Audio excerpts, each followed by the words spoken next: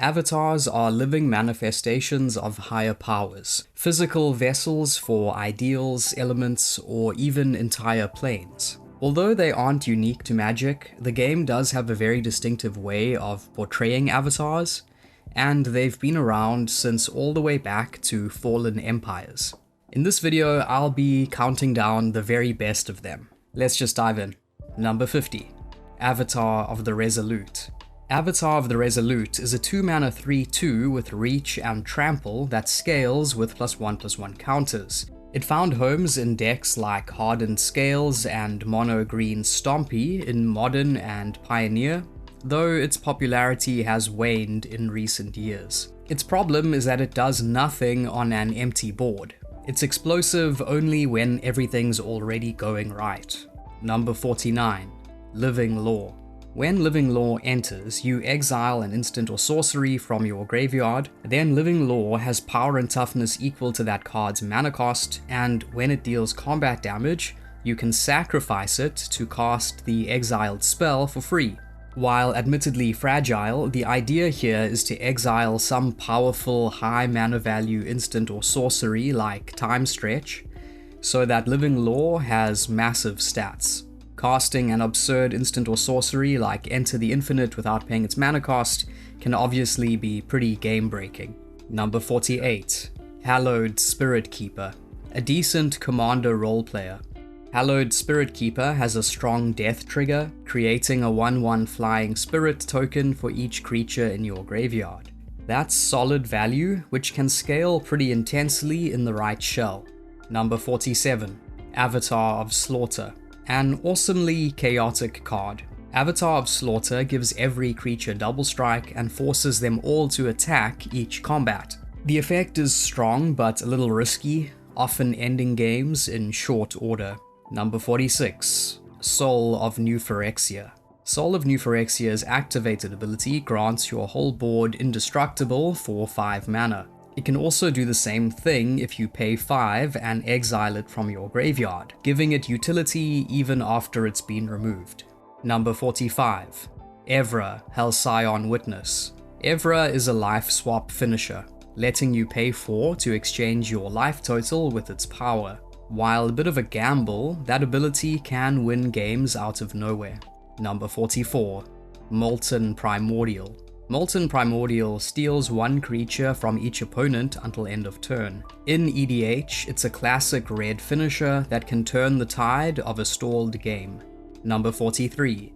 Shadow of Mortality. This one is a callback to Death's Shadow. It's a 7/7 for 15 mana that costs X less to cast, where X is the difference between your current life total and your starting life total. It shows up in Commander in Yuriko decks, as well as in Modern alongside Calibrated Blast, where its high mana value is an asset. Number 42. Soul of Eternity. Soul of Eternity is essentially the upgraded version of the old classic Serra Avatar. Having such big stats means it's a lightning rod for removal, but having Encore means you can still get value out of it after your opponents invariably kill it. Number 41. Radagast the Brown. In Lord of the Rings, wizards aren't magical humans, but extremely powerful spirits known as Maiar. So it's fitting that in Magic they're given the Avatar creature type. The brown wizard, Radagast, is a fun fusion of flavor and function. He rewards you for running lots of creatures of different types, representing his affection for all manner of woodland critters. Number 40. Torgar, Famine Incarnate. Torgar is a sacrifice outlet that sets a player to half life. This makes him perfect for a deck loaded with token fodder, resetting your life upward or knocking an opponent's down. Paying 2 mana for a 7/6 isn't too shabby either. Number 39. Divinity of Pride. The Orzhov avatar from Shadowmoor block. Divinity of Pride is a 4/4 flying lifelinker that becomes an 8/8 at 25 life. Obviously in Commander that condition is automatically met, so the divinity is almost always on. Being evasive and having lifelink means it stabilizes and races by itself. Number 38. Overbeing of Myth. Divinity's Simic counterpart. Overbeing of Myth is a hand-sized threat that draws you an extra card each turn. It snowballs naturally in blue-green shells, and the card advantage means your opponents must answer it fast. Number 37. Arabo, the First Fang. A lot of Commander players love Cat Tribal, and Arabo the First Fang is one of the strongest cards in that archetype. It's a lord that creates a 1/1 cat token when it or another non-token cat you control enters the battlefield, so at a bare minimum it's 3 mana for a pair of 2/2s. Number 36. Gandalf of the Secret Fire. The Jeskai version of Gandalf has a restrictive mana cost, but a fairly strong effect. Basically, he says that whenever you cast an instant or sorcery from your hand during an opponent's turn, you exile that spell on resolution, place 3 time counters on it, and it gains Suspend. So in the right build, he doubles the value of your instant speed into action. Number 35. Muldrotha, the Gravetide. A popular Sultai commander, Muldrotha provides serious value, allowing you to play 1 permanent of each type from your graveyard during each of your turns. She works well with fetch lands, evoke elementals, self-mill, sacrifice effects, etc. Number 34. Saruman of Many Colors. While Saruman of Many Colors comes with a hefty mana cost and an intimidating amount of text, the effects are worth it. Whenever you cast multiple spells in a turn, he mills your opponent for 2 cards, then lets you cast an instant sorcery or enchantment from their graveyard for free. His ward ability makes him pretty tough to remove as well. Number 33. Gishath, Sun's Avatar. Whenever this dinosaur commander deals combat damage to a player, you reveal that many cards from the top of your library and put all dinosaurs revealed onto the battlefield. This can create a menacing army out of nowhere. Gishath himself is also a formidable threat, with sizable stats and keywords to spare. Number 32. Gandalf the White. Gandalf the White gives your artifacts and legendary spells flash, and he doubles all their ETB triggers and their leaves the battlefield triggers. That makes him very strong in EDH, where he usually shows up in Rocco Cabaretti Caterer decks. Number 31. Sauron, the Lidless Eye. This version of Sauron threatens a creature on ETB, and his activated ability pumps your board and makes your opponents lose life. Not bad for 5 mana. His flavor text is metal too.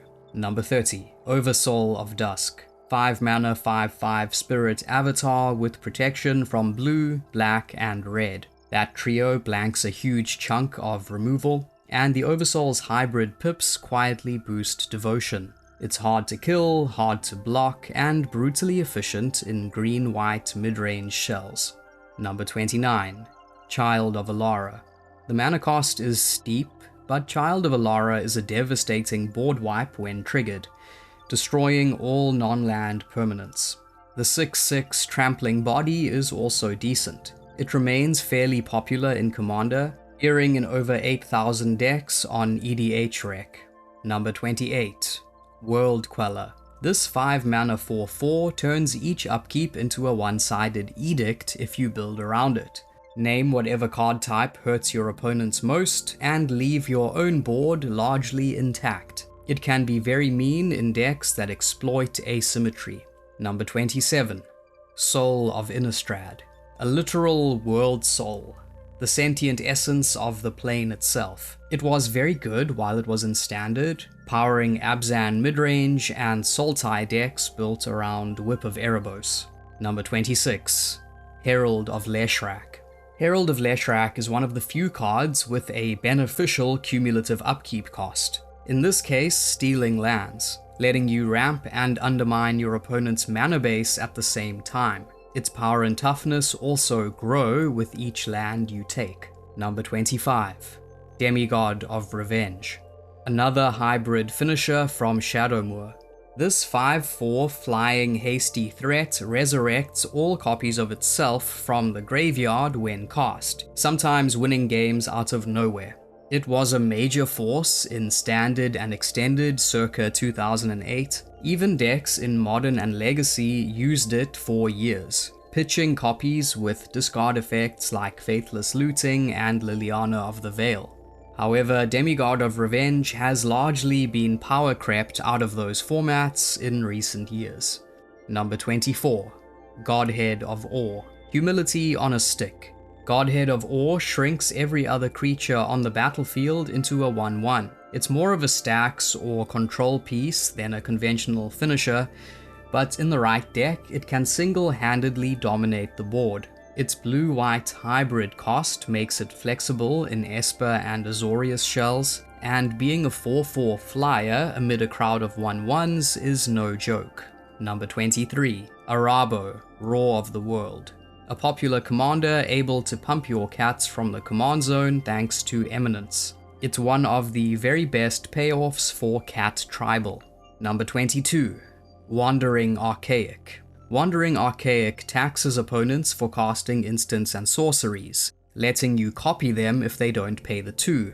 That makes it both disruption and advantage in one elegant package. It's a colorless staple in Commander, and for good reason. No deck hates free copies of Cultivate, Lightning Bolt, etc. On EDH Rec, it appears in almost 100,000 decks. It has a back half too, though the front is the main reason to run it. Number 21. Absolute Virtue. Absolute Virtue is a famous Final Fantasy character and one of the most notoriously challenging bosses in gaming history. The card conveys that nicely. Absolute Virtue can't be countered, and it grants you protection from your opponents. The mana cost is high, but it's a must-answer threat. Number 20. Overlord of the Flood Pits. Duskmourn's Overlord cycle contains some of the strongest avatars in recent memory. They're all titans that can be cast as temporary enchantments for their cheaper impending costs. The blue one makes you draw 2 cards and discard 1 when it enters and attacks. It's mostly seen in Pioneer decks running Zur Eternal Schema, who can animate the Overlords even before their last time counter has been removed. Number 19. Aeon Chronicler. Aeon Chronicler was the strongest of a cycle of rare suspend creatures from Planar Chaos, showing up in that standard in competitive control and ramp decks. Its suspend ability lets you draw cards each upkeep, keeping your hand stocked for when it eventually hits the battlefield. Card advantage and a late game beta rolled into one. Number 18. Scion of the Ur-Dragon. One of the coolest dragons in Commander. Scion of the Ur-Dragon is a 5-color 4/4 flyer with a potent activated ability. Pay 2 to tutor any dragon into your graveyard and then have the Scion become a copy of it until end of turn. This means it's both a toolbox and a major threat. For example, it's often used to search for Dragon Tyrant, then you pump it up and attack with Flying, Trample, and Double Strike. Number 17. Overlord of the Boiler Bilgers. This one's triggered ability deals 4 damage to any target. It's sometimes used in Zur Eternal Schema decks in Pioneer, and has put in results in Standard alongside Yuna. Number 16. Soul of Windgrace. A throwback to a classic Magic character. Soul of Windgrace is one of the best land matters commanders. It rebuys lands on ETB and attack, and turns spare lands into life, cards, or an indestructible body. In other words, it's a mid-range Swiss Army knife, padding life against aggro and grinding cards when you flood. It's both a resource engine and a self-sustaining recursion loop, especially strong with fetch lands or cycling lands, etc. Number 15. Progenitus. Back in the day, Progenitus was one of the splashiest creatures around. A 10/10 with protection from everything. It's not quite the force it once was, mostly showing up now in Legacy combo decks, where it's cheated in with Show and Tell, or pitched to Blazing Shoal. Number 14. Phage the Untouchable. Phage kills any player she deals combat damage to, and kills you if she enters the battlefield without being cast from your hand. That bizarre restriction and terrifying payoff made her a cult classic. She appears in Commander in Lazav Wearer of Faces decks, and in pre-modern decks running Volrath's Shapeshifter. Number 13. Sauron the Dark Lord. Sauron the Dark Lord amasses an orc army, tempts you with the ring, and refills your hand, all with a ward cost that makes him very tough to deal with. He's another very popular commander, appearing in the top 10, possibly the most generically strong option for Grixis decks. Number 12. Overlord of the Mistmoors. The White Overlord creates a pair of 2/1 flying insect tokens when it enters or attacks. It's the priciest of the cycle to hardcast, but the effect is still powerful. It sees a lot of play in Standard, pulling a ton of weight in Blue-White Control and Selesnya aggro. Number 11.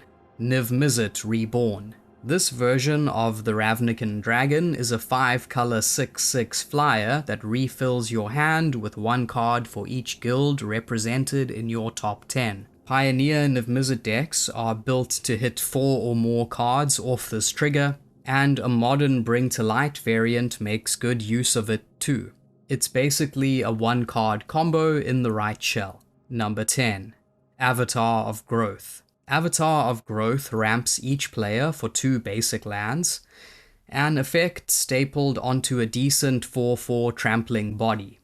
It's kind of like a group hug Primeval Titan.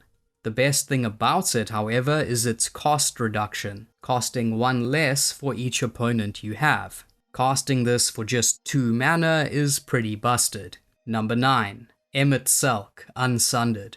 Emmet loots when it enters or attacks, and if there are 14 or more cards in your graveyard, it transforms into Yawgmoth's Will on a 6/6 body. 14 cards is obviously a lot, but Emmet is actually easier to transform than one might assume. It sees some use in Modern, in Grixis Wizards, and a few rogue Reanimator brews, but its full potential probably hasn't been exploited yet. Number 8. Avatar of Woe. The best of the Prophecy avatars.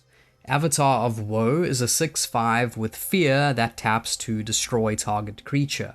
The discount is trivial in long games, meaning this will frequently come down for only 2 mana, and the repeatable removal is vicious. It was good and extended in the early 2000s, and now sees play in Reanimator decks in pre-modern. Number 7. The Dragon. The number 1 most popular commander according to EDHREC, appearing in nearly 40,000 decks. The Dragon's Eminence ability makes all your dragons cheaper, and when it attacks, you draw cards and put permanents from your hand directly into play. This single-handedly turned dragon decks from janky fantasies into real, terrifying archetypes. Number 6. Overlord of the Hauntwoods. The green Overlord ramps and fixes your mana, and comes with a decent 6/5 body. It shows up in Selesnya aggro decks in Standard, but really shines in Pioneer, where it's a key card in the Enigmatic Incarnation / Zur Eternal Schema decks. Number 5. Sephiroth, Fabled Soldier.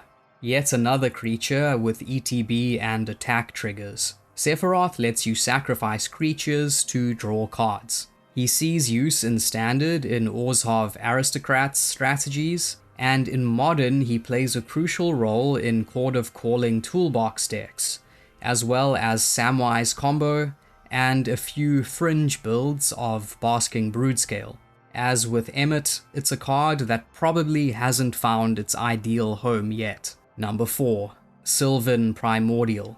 A 7-mana 6/8 with Reach that on ETB blows up 1 non-creature permanent per opponent and finds you that many forests. Crucially, they don't have to be basic forests. Once a staple in green commander decks, Sylvan Primordial was banned in that format for good reason. The card is exceptionally strong, and easily abusable with flicker effects. Number 3. Death's Shadow. At first dismissed as a bulk rare, Death's Shadow later became the centerpiece of entire archetypes in Modern and Legacy. Decks built around fetches, shocklands, Thoughtseas, Phyrexian Mana, Street Wraith, and other self-inflicted wounds could turn this one drop into a lethal threat by turn 3 or 4, often finishing the job with Temur Battle Rage. While not as dominant as it once was, the Shadow still shows up in competitive play in 2025. Number 2. Overlord of the Baelmerk.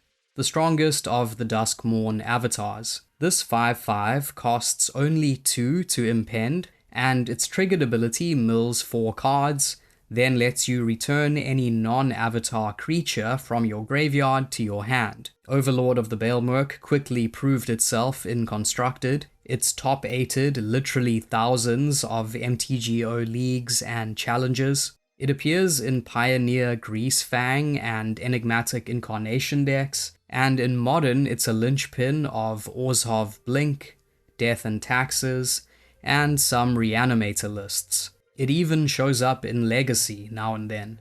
Number 1. Hogark, Arisen Necropolis.